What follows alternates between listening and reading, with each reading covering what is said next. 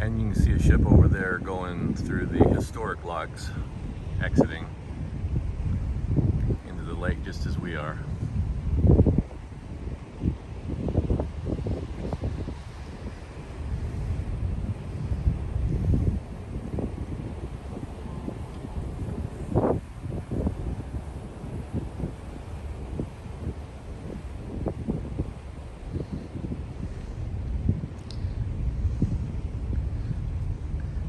Still see Panama City there in the background.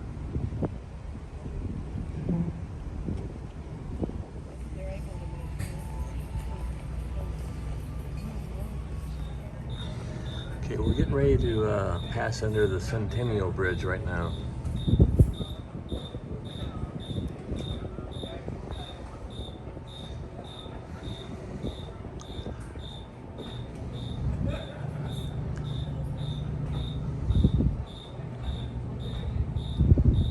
Again, this whole transit will be around 50 miles.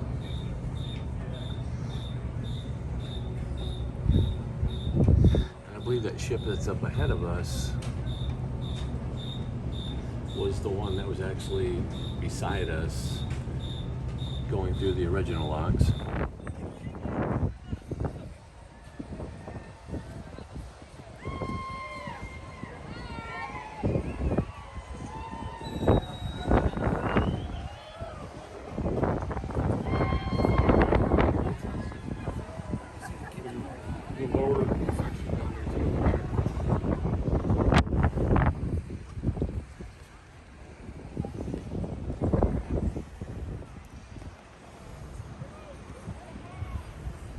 So that previous ship, that cruise ship that was in the previous video was the Viking, and they're actually on an around the world cruise.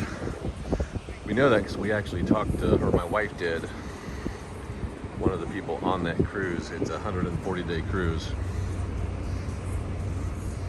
And this is obviously liquefied natural gas.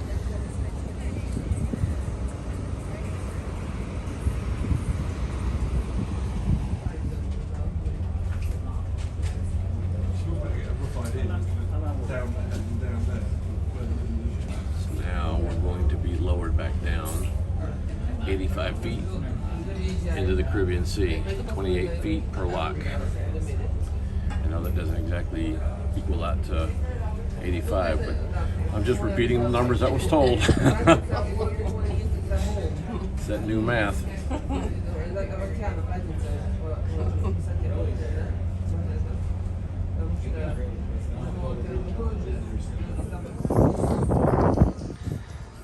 And you can see we're still traversing the canal.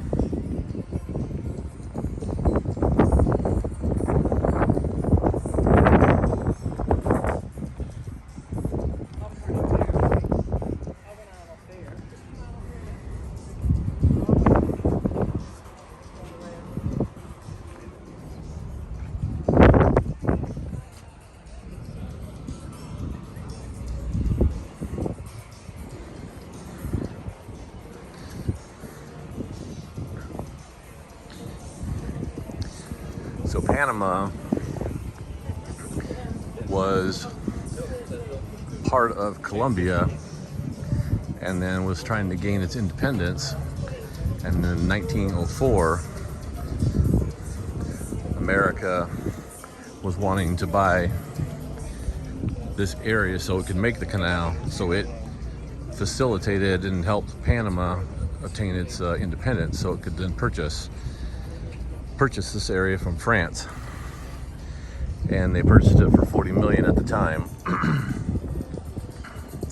because France initially tried to do this, but they tried to do a sea level canal starting in 1880, and the guy that they had to do it was the one who successfully built the Suez Canal. But between yellow fever and everything else wiping out many Frenchmen, they eventually kind of bankrupted themselves and give up on it. Then America took it over, bought it from France,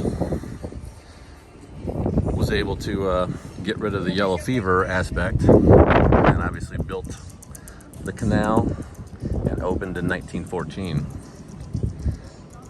And they used, the bulk of the workers were from the West Indies.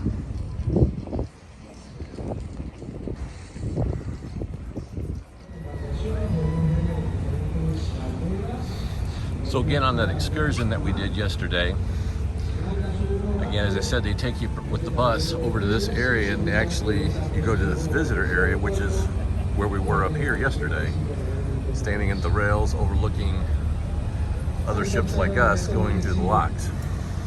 They have a movie as well, a 10-minute movie about the canal. And there's a gift shop, of course. But it's a nice little stop with the excursion before you get on the train, to take the train along the canal area on the way back to the Pacific side.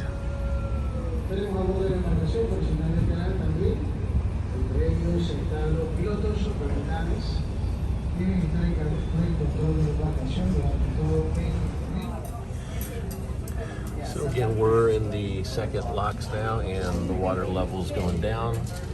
We're going to match that lock up there, and then the gates obviously will open. We'll match that water level there, and the water level here is going down. And I did actually find the Norwegian ship. It wasn't ahead of us up there. It's actually, they went the original locks.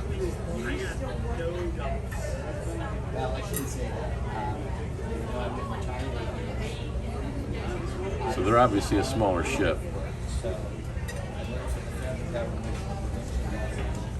So that's where they went to. They veered off to the left and went to historic locks.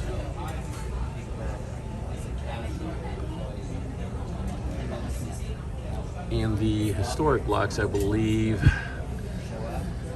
are 1,050 feet long each container, and 110 feet wide, and can handle 42 feet draft. And these new ones that were made by Panama themselves in 2006, based on some locks in Belgium actually, these I believe are 180 feet wide, can handle 50 feet draft, and I think it's either 1,200 or 1,400 feet long. So they can handle basically 96% of the ships in the world. So a bit of a difference. Okay, so we've entered the last lock before we go into the Atlantic, and you can see the gates closing behind us, because I'm at the aft end at the moment right now. And then this water level will lower before the gates at the front will open up into the Atlantic for us. And you can see the difference in the water level from the different lock. As that boat is coming into that one, and then it'll have to lower down to this level right here.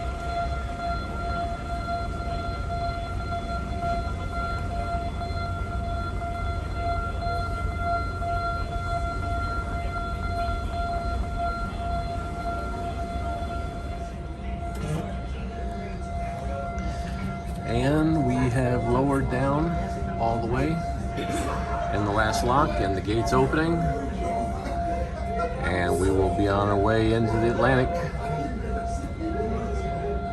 the Caribbean Sea.